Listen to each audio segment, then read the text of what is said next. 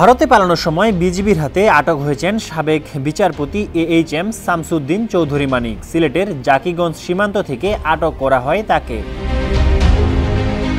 এর আগে অবসরপ্রাপ্ত বিচারপতি AHM শামসুদ্দিন চৌধুরী মানিক দীর্ঘদিন ধরেই ছিলেন বেশ আলোচিত ও সমালোচিত।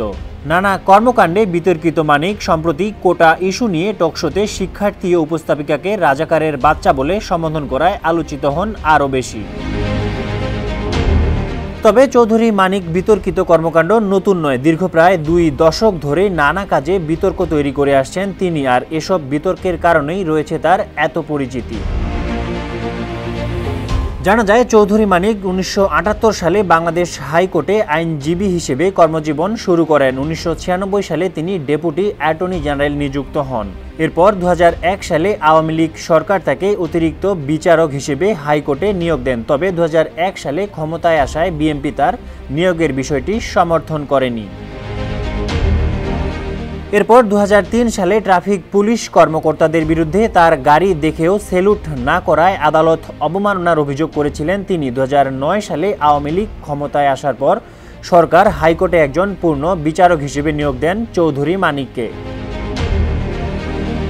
তবে মানিকের বিরুদ্ধে নিন্দা এবং সংবিধান লঙ্ঘনের অভিযোগ আনা হয় নবম সংসদে। আওয়ামী লীগের নেতা তোফায়েল আহমেদ তাকে অভিহিত করেন একজন দুঃখীবাদী বলে। এমনকি ক্ষমতার অপব্যবহারের মাধ্যমে বিমানের ইকোনমি শ্রেণীর টিকিট কিনে জোরপূর্বক বিজনেস শ্রেণীর আসনে বসে ভ্রমণ করার অভিযোগও রয়েছে মানিকের বিরুদ্ধে।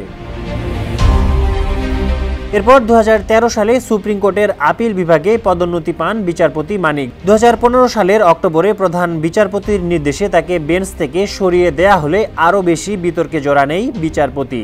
অবসরে যাওয়ার সময় তখনকার প্রধান বিচারপতি SK সিনহার সাথে তার একটি গোপন কথোপকথন রেকর্ড করেন এবং কথোপকথনটি গণমাধ্যমে প্রকাশ করেন বলে অভিযোগ ওঠে। জানা যায়, এর জের ধরেই মানিককে বিদায়ী সংবর্ধনা দেয়নি সুপ্রিম কোর্ট বার অ্যাসোসিয়েশন।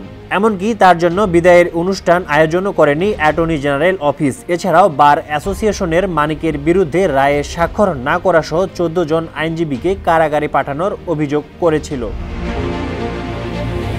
250-টিরও বেশি ডিজাইন অপশন নিয়ে ওয়ালটন স্মার্ট ফ্রিজ, বোঝে আপনার প্রয়োজন।